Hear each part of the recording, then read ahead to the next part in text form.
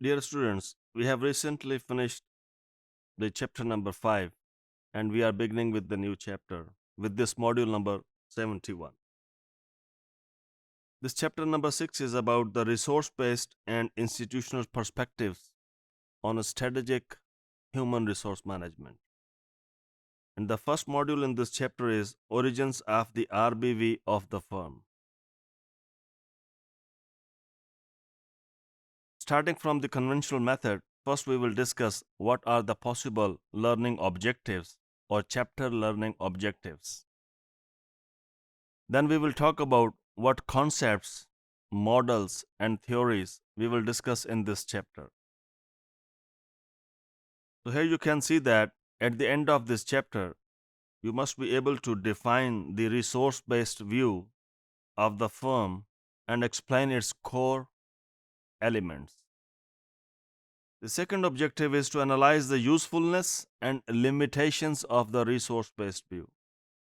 As we have limitations of every perspective and every model and every concept, we will see that where resource-based view can be implemented and what could be the possible limitations of it. The third objective is to appreciate the contribution of new institutionalist and resource dependence perspectives extended in the resource based view.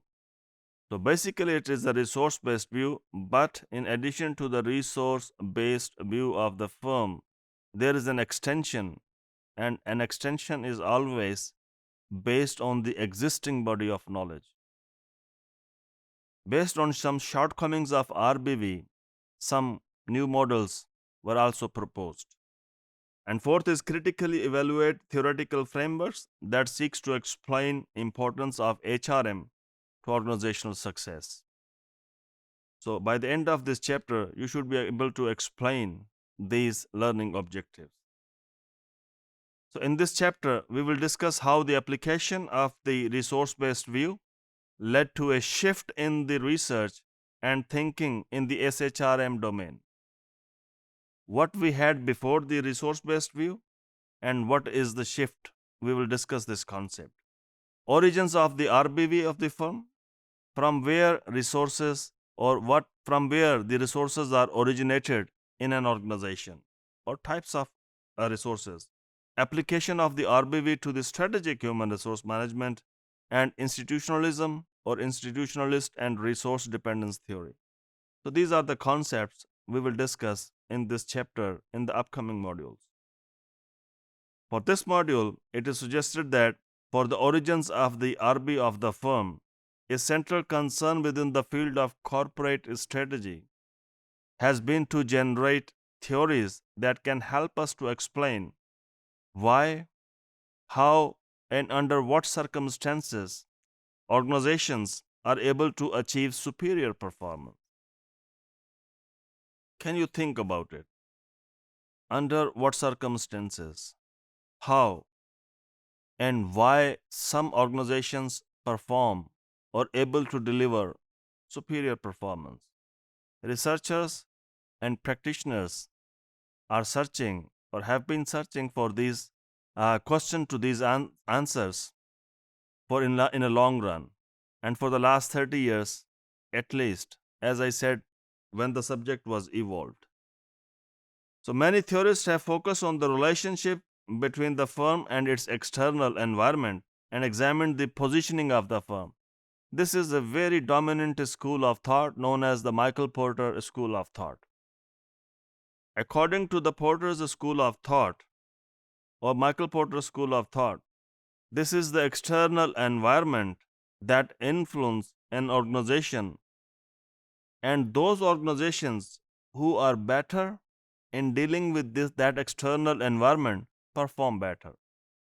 External environment, one of the dominant model is known as the five forces model, the low cost strategy and differentiation strategy, and value chain. These are the models well known offered by the Porter to the practitioners and researchers. So according to this model, this is the external environment that is more important, and organizations must deal with them or that environment effectively. So, relatively little attention has been given to the inside, what is happening in the organization. The external environment is not stable. The external environment is always in flux and keep on changing.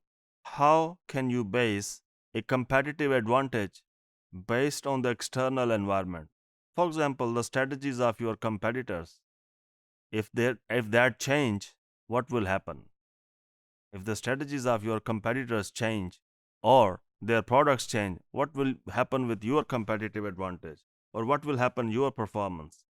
So the origins of the RBV have been attributed to the Edith Penrose, though in the literature you will find Barney J introduces this concept in 1991, but in fact the concept was introduced in the early 1959 by the Edith Penrose, an economist.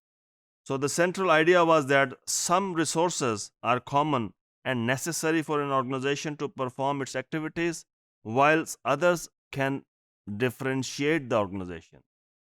So some resources, for example, every organization needs the land, every organization needs some money. They are necessary for an organization to perform. But there are some resources that can differentiate an organization. What are those organizations? We will discuss in the upcoming modules. Thank you.